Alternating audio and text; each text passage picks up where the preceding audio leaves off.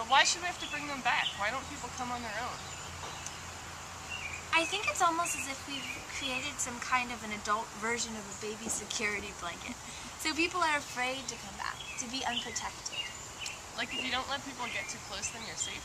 So it seems. But why? Wouldn't it be safer if you had people around you? Maybe that false sense of security only occurs among the inebriated. Because they don't have to prove anything to each other? Right, but if you're sober and you let people get close, you have to sort of interact without any props. Props? As in technology? Yeah, you become just you. But that should be easier. Yes, but it isn't, because then you have to ask the scariest question that people can ever ask. What's that? Who am I? Or even worse, what am I? So, in living defined by, or just surrounded by, technological prosthetics, we're hemmed in by our manufactured extensions, and so safe. Safe from ourselves. Never really having to live. I guess it's easier, but only if you live in the short term. The second you start thinking long term, you're totally screwed. Well, if you're Mac friendly, maybe you'll find the right app for that. But if that fails, then yeah, you're screwed. Unless you're a psychiatrist, of course. Emma, we need to change our career goals. Too late. Already declared. You know what they say, declared ain't majored. Well, I don't have any time left to add yet another load of classes to my schedule. I'm already overbooked. The worst part is that not only am I stressed out about my classes and work and all that, I don't even know why I'm doing it. I have no idea what I'm going to do with my life, and that scares me. I so envy your plan. What, med school? I don't think it's possible to envy med school. Well, no, but you know what I mean. I envy that you have a plan, a next step, a delineated path you're following. We're all on the same path. Birth, consciousness, death. You shouldn't be scared until you're 90, but by then you're probably too scatterbrained for that sort of thinking. I'm already scatterbrained. I'll be a real hoot when I'm an old lady. You're already a hoot, but seriously, you can't let this get you down. Maybe you don't have a specific plan yet, but you know what you like to do, right? You're always reading me your poems. I think they're pretty great. Why not be a poet? What? And then starve to death waiting to be published? Okay, well, decidedly it's not the easiest profession. I don't think ease has anything to do with why I wouldn't be a poet. It's an unsure profession. There are no guarantees. And that's exactly what I'm trying to avoid in my life. So what? You think that you'll be able to have it all planned out before it happens? Well, maybe not all of it, but I'd like to know more than that I'm going to live and then die. That's pretty obvious, I think. It is obvious, but you can only ever really know for sure the things that are universally true. I know other things. I know that I like writing, that I have coffee in the mornings, and that I have French class Mondays at noon. But those are just extensions of universal truth. I'm not following. Okay, well you know that you're going to have classes at a certain time on a certain day, but your schedule could change. What makes it feel true to you is based upon the universality of human consciousness, human curiosity. People will always want to learn, and some people will always know what other people don't know. It only follows that people will get together sometimes and try to advance each other's knowledge. The truth isn't in French class, it's in the piece of human curiosity that lives in you. Fine. But what about the coffee? Primitive and animalistic tendency to put oneself under the influence of drugs. And writing? A manifestation of the primitive animalistic tendency to mark trees as your own? No, not at all. It shows the need for purpose that you feel, the need to be occupied in something outside yourself. This can be religion or charity, but it's also commonly found in artistic expression. The cousin of your need for purpose is your need for stability. This is likely why you want to make a plan so desperately. So is there a universal truth that will let me make a plan? You're missing the point. Well, then enlighten me. Just look around. You've got the whole world to work with. Just start trying things. Open yourself up to life. What's holding you back? I do look around, but all I see are buildings and parking lots and designated spaces. Nothing's holding me back, but there's so much holding me in. In all of my dreams, there's this great big open space. Just trees and grass, sky and clouds. I want that place to be more than a dream. For once, I want to simply be, apart from and unconstrained by anything at all. Show me what's holding me in, and I will gladly tear myself loose. You can't tear yourself loose, because the thing that's holding you in or back, or just holding you still, is you. The world is waiting for your dreams, but you have to have the courage and self-confidence to share them first.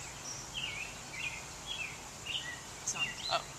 I think that this summer will be a great time for you to explore some of these things. Even if we can't escape from technology or from some of the stresses we're dealing with, we'll at least have time for some reflection. And I think, in the end, you can only really get any perspective after you spent some time in serious reflection. It doesn't matter so much where you are. But who you're with must make some difference. I'm glad you're going with me. Me too. Someone has to restrain your chocolate consumption. Do you have our packing list with you? Yeah, one sec. Sweet. Okay, so I still really need a rain jacket. Totally essential.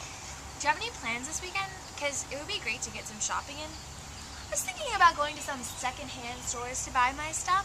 Since we're going to be outside and getting dirty, there's no real reason to get me new gear. Yeah, that's a great idea. Plus, our trip's already going to be so expensive. Yeah, why make it worse? Besides, I never understand why people spend so much money on clothes. They clearly cost a lot more than they're worth. A piece of fabric is still a piece of fabric, no matter whose name is on it. I don't know. If people would buy a fabric with my name on it, I'd be more than willing to sell it to them. Remember that I Love Lucy episode when Lucy and Ethel go around wearing burlap potato sacks? Yeah, and the sacks have a designer label on them, so Lucy and Ethel actually think that they're wearing designer dresses. It's really amazing how such a funny show can be so philosophical. Just some good old universal truth. What? That clothes aren't worth any money? No, you can trick people into introspections with humor, but clothes aren't worth as much as a lot of people pay. And yet, so much of our money goes into them. And to the covering ourselves in general.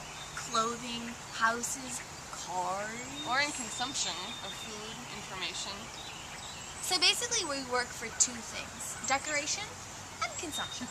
At the most basic level, I guess. In a way, the pragmatism of the daily grind grants working men the means for their aesthetic consumption.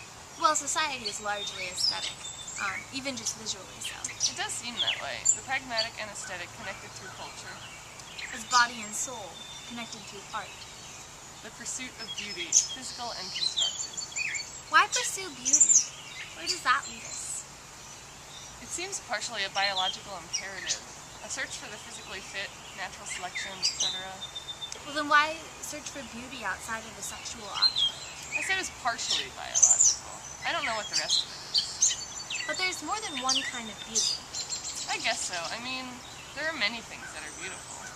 No, it's more than that. I mean, that there's beauty on the outside of things that you can look at and admire. But there's also beauty as in the essence of beauty. There's something that all the things we call beautiful share in common, and that is beautiful. The difference between beautiful and beauty? Yeah, but also goodness and good, honest and honesty, free and freedom. It's sort of a reductionist approach. Instead of defining these, you just identify people or animals that embody them. But then, if I call something beautiful, am I raising that beautiful thing in the world's esteem? Or only adding to the growing list of things that are beautiful, and so helping the world to get closer to what beauty really is? A little of both.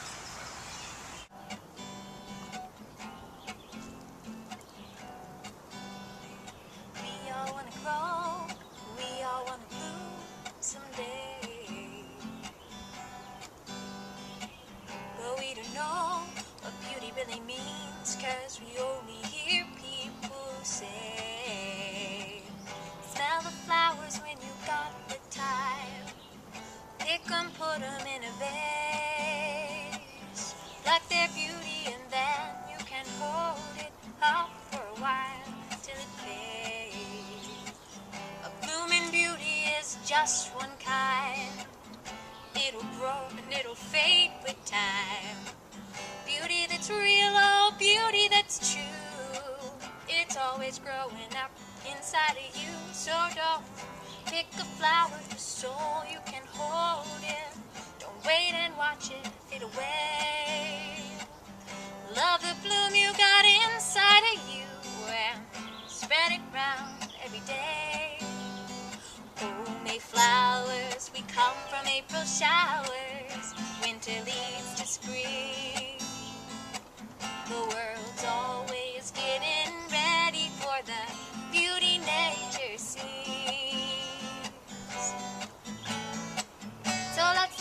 then all join together. Spread the light that's within. Beauty comes, but you gotta start living. Can't wait for life to begin.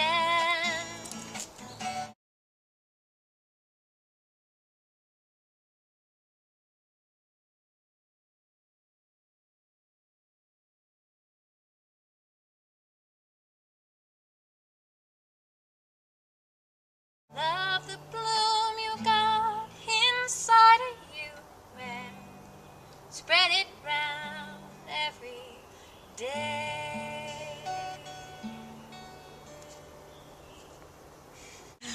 That song is nice. Yeah.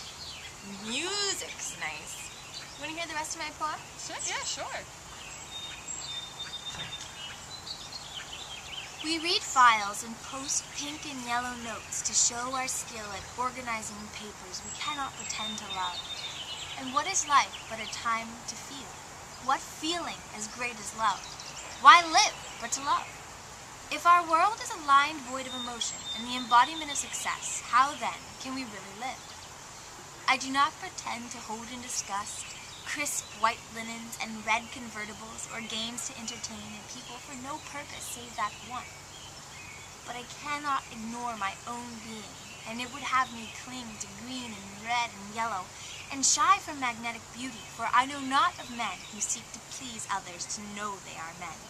I prefer that class of men who know not of humanity, but search within to find that which circles in the air around them and calls like wildflowers to be seen as beauty. I like that. That's a nice way to end it. Yeah, well, which is nice. Life's nice. Yeah, I guess it is.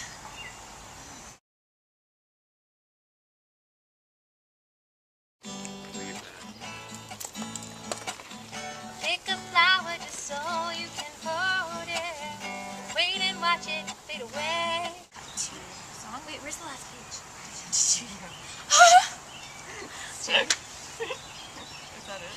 Yes. Sorry. Well, look how dirty that grass is. Okay, it's okay. Right. It's recording, so you guys can start frolicking if you want. You can start. But just don't move yet. Well, just don't move backwards. Good girl. Oh, look, her tail is wagging. Her tail is wagging. Oh, you're so excited. Do you want this?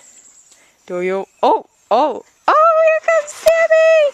Hi, Sammy. Hello. Your first movie.